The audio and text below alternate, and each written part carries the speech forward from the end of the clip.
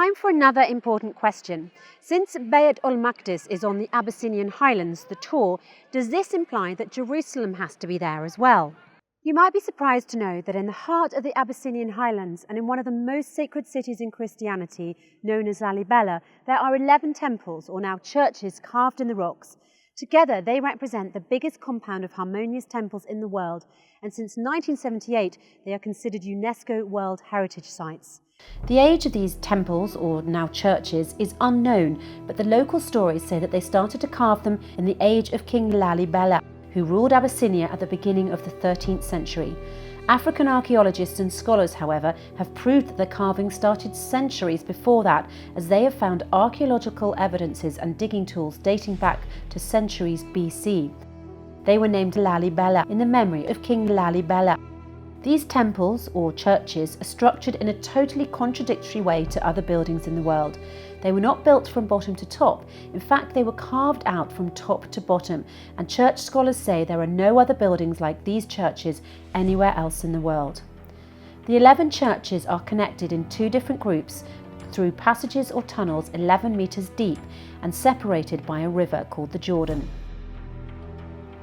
The northern side of the Jordan River is the location of the Church of Beit Medani Alem, House of Saviour of the World, Beit Mariam, House of Mary, Beit Maskal, House of the Cross, Beit Danagal, House of Virgins, and Beit Golgotha Michael, House of Golgotha Michael.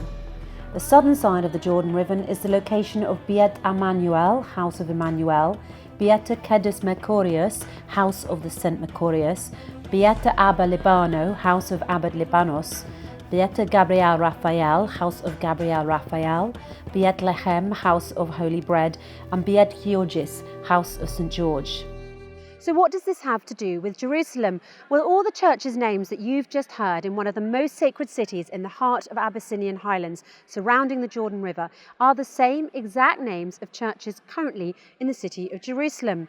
Would this make people say that Lalibela city, located in the heat of the Abyssinian highlands, is called the New Jerusalem, since it was copied from Jerusalem, or Shalem? That's not the reality. The reality, based on what archaeologists have found during an excavation, is that these buildings go back centuries before Christ. In other words, this is the old Jerusalem and not the new one that Solomon himself built, as specified in the Torah. A unique characteristic in these temples is that waterways pass underneath them and they are always flowing and circulating. You can drink from them or use the water for ablutions while you're inside the temples. Another mysterious and astonishing fact about these temples. Archaeologists consider the carving of these temples or churches to be an impossible mission to accomplish. In order to carve these rocks, you would have needed very solid chisels made of diamond, and if you'd just worked with the basic equipment available back then, you simply would not have been able to build anything close to these structures. The Abyssinian rumours say that the angels descended from the heavens and built the temples under divine orders, and indeed, the archaeologists say that these structures are superhuman. Muslims perceive this superhuman nature in a different way. The Quran says that God helped Solomon to build the temples, and to Solomon there were jinns that worked in front of him by the leave of his Lord, and if any of them turned aside from our command, we made him taste of the penalty of the blazing fire.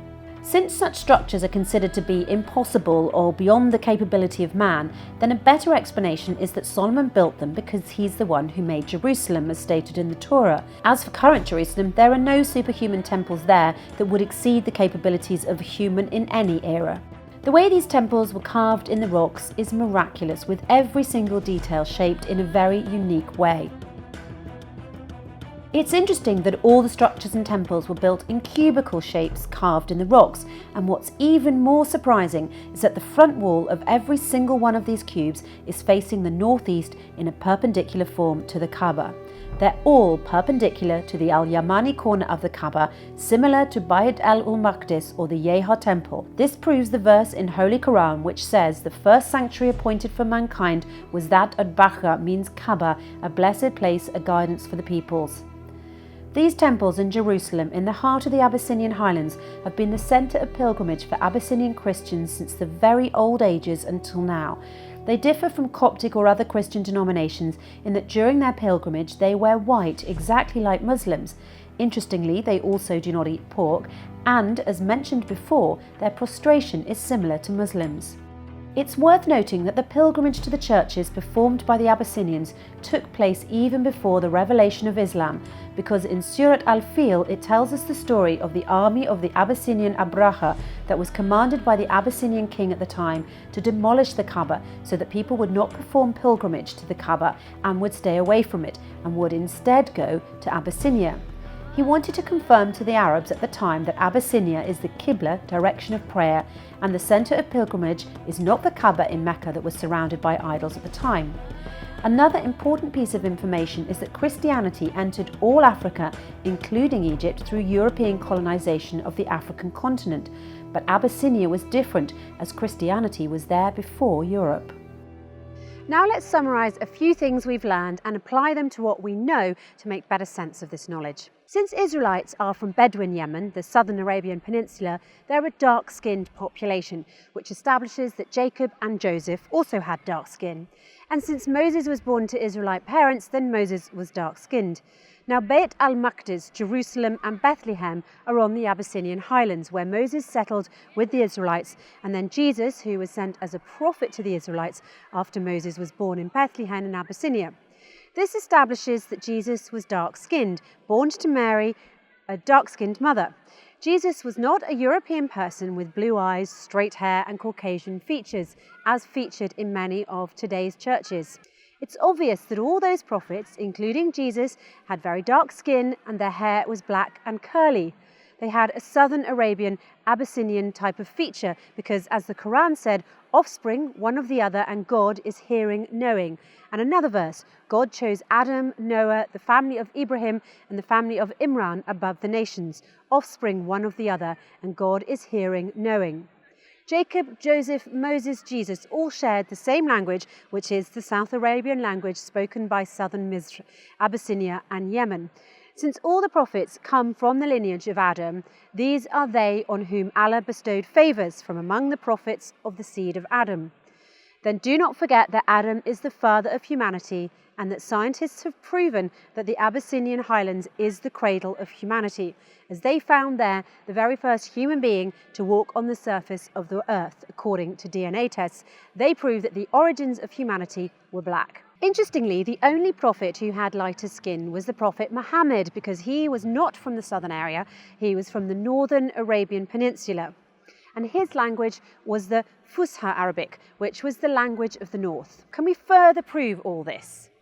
Go back to the verses of Surat at-Tur, by the Tur, and the book written in organised lines on an unrolled goat skin, and by the house frequented, and by the roof exalted, and by the Bahr kept filled, or the large body of water kept filled. And let's search in the Tur or the Abyssinian highlands for the book written in organised lines on an unrolled goat skin.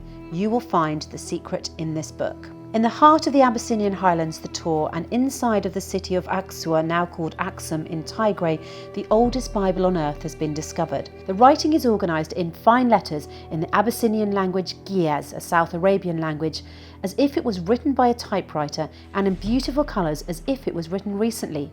While its pages are straight and not flipped, the pages of the Bible are made from dried goat skin, or rek as it is called in Arabic. This is very significant because the skin of the goat, or rek, is an organic material that contains carbon atoms which can be recognised by radiated carbon testing to clearly identify the age of the document.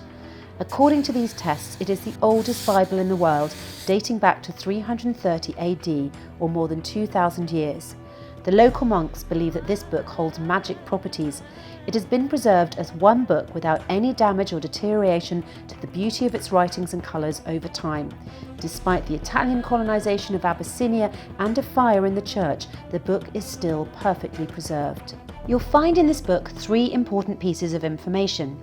First, the Jerusalem Temple is located in the Abyssinian highlands, the Tur. The theologians Judas Mackenzie and Francis Watson have deciphered the oldest Bible, the Bible of the Abyssinian highlands, the Tur. And while exploring the pictures in the Bible, they came across a very famous one that's present in every Bible throughout history, the picture of the Jerusalem Temple. And to their surprise, this picture of the Jerusalem Temple is the Abyssinian Temple. The picture of the Abyssinian Temple is well known for its square, wide-framed blind windows subdivided by a cross that are later found on the rock-cut churches at Lalibela. And the windows on this building are similar to Aksumite and later Ethiopian architecture. However, it's notable that the columns do not have the Attic bases used on their frames and in Roman and late antique architecture on Corinthian columns. Rather, close inspection reveals that they have plain, stepped bases. It's a unique structure to the Lalibela Abyssinian temples, and the picture included the waterways that are passing under the Jerusalem temple that look identical to the real one. Second, in this book, which has been proved by carbon dating to be the oldest Bible on earth, is a picture of Jesus as a dark-skinned person with curly dark hair, and not the Caucasian that is present in many other churches. Also, the pictures of Mary show her as a dark African woman, different from the pictures of Mary elsewhere. This piece of information is also proved by forensic medicine in a study performed by a specialist in medical drawings and forensic medicine, Richard Neve. He examined 3 Semite skulls for the Israelis using the latest in medical scanning technologies. Neve was able to depict the closest and most accurate illustration of Jesus. The illustration, as you can see, is for a tanned man with dark curly hair and with facial features similar to Southern Arabian features. So since there have never been any actual drawings of Jesus discovered, scientists are calling this the most realistic drawing of Jesus ever created. Third, the journey of the Holy Family started from the south, from Abyssinia, passing through Sudan by the valley of the Nile up until it reached Asyut in Egypt as we know it today. The Holy Family established the first worship place, which is now known as the Church of Miriam in Deir al-Marek in Asyut. It is not a surprise that this church now holds significant status around the world, because it is the only church built by Jesus himself and is obviously considered a tourist attraction. The Holy Family lived in Asyut for 6 months and 10 days, which is considered the longest time they spent in one place during their journey in Misr, which means Egypt plus Sudan, and until the Abyssinian highlands where the river Nile originates. The essence of the problem is replacing Misr in recent Bibles with Egypt as we know it today. Hence, the journey of the Holy Family had to follow the borders of Egypt, which restricted the journey to start at Palestine, passing through the Sinai Desert and northern Egypt, ending in Asyut, and a return journey from Asyut to Palestine. It also becomes difficult to comprehend how the Holy Family managed to travel through the hardships of the deserts in Sinai and Palestine on the back of donkeys, instead of believing that they'd had a seamless journey along the Nile Valley, passing through greenery and fertile lands with abundant water and crops in their paths from Abyssinia all the way to Asyut. The Vatican's narrative around the Holy Family's journey from Palestine to Asyut might not be as convincing as the story documented in the oldest Bible, written more than 2,000 years ago and preserved in the Abyssinian highlands, the Tə. This book, which has been proved by carbon dating to be the oldest Bible on earth, states that the trip started from Abyssinia all the way to Asyut and back to Abyssinia. Precisely, it's stated where it ended at the land of Tana in the Abyssinian Tə. The one common thing between the story of the Vatican and the one in the Bible is this place where the Holy Family stayed, in Asyut, for the duration of 6 months and 10 days. However, if you search on Google Earth, you will find that the front wall of the Church of Mary in Asyut is perpendicular to the northern corner of the Temple of Yeha, Beit el-Maqdis, where the Ark of Covenant was preserved in the city of Aksua, now called Aksum in Tigray. Following this tradition, churches everywhere are supposed to face the Temple of Yeha. The fact that the Bible that is preserved in Abyssinian highlands, the Tə, goes back to more than 2,000 years ago proves that it is the original biblical source. All the current translations to different languages were done from a Greek Bible, which was originally translated from the original Hebrew Bible. That said, the Southern Arabian language in which the oldest Bible has been written is way older than the Hebrew language. It is the language of the first humans and first civilizations.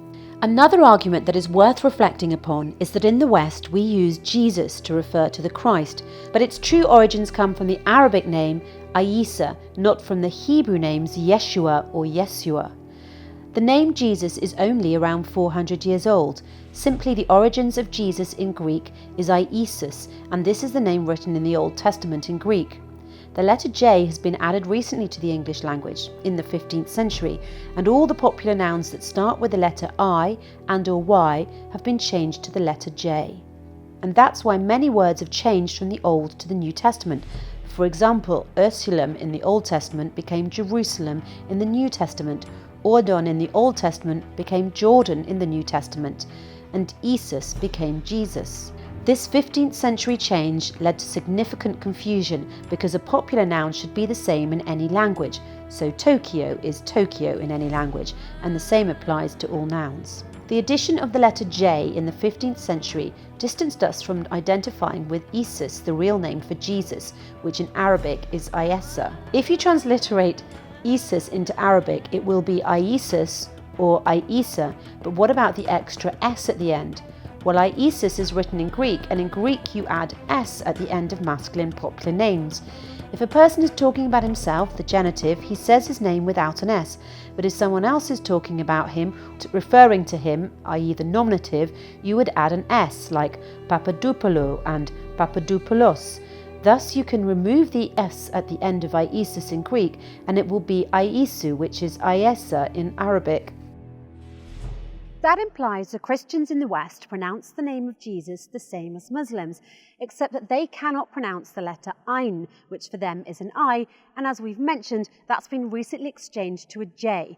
As for Christians in the East, they use the name Yeshua. The origins of Yeshua are from the Hebrew scriptures referring to Yeshua. Yeshua is composed of two words, Yahweh, which is the God of the Jews, and the other is Shua, an adjective meaning the saving Jewish God. It is important to note that Yahweh is an exclusive God for Jews as the chosen people. Allah in Hebrew is called Elohim, who is God of mankind. That said, Yeshua is not a name for the Christ. Rather, it is an adjective meaning the Saviour, or to be more specific, the saving God of the Jews. In a nutshell, the West pronounces the name of the Christ Ísa, or Jesus, similar to the Muslim, while Christians in the East, they call the Christ by a completely different name that is rooted in Hebrew. While Christians in the East are more influenced by Yahweh, the God of the Jews, the Christians in the West were keen on differentiating themselves from Judaism. There are many facts in life that we take as a given. If you ask your average Azrael, Joe or Mo about verifying these facts, they probably won't know how to. But that said, if you try to shake the history that's passed to us through generations, we can easily get offended.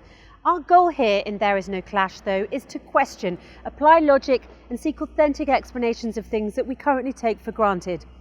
Based on our research, there is compelling evidence that Abyssinia is the land of the prophets, all the way from Adam to Isa. It is where we have Al-Tur, or the Tower Plateau, and the Temple of Yeha, Beit ul-Maqdis, or Al-Beit al-Mamur, in the Abyssinian highlands.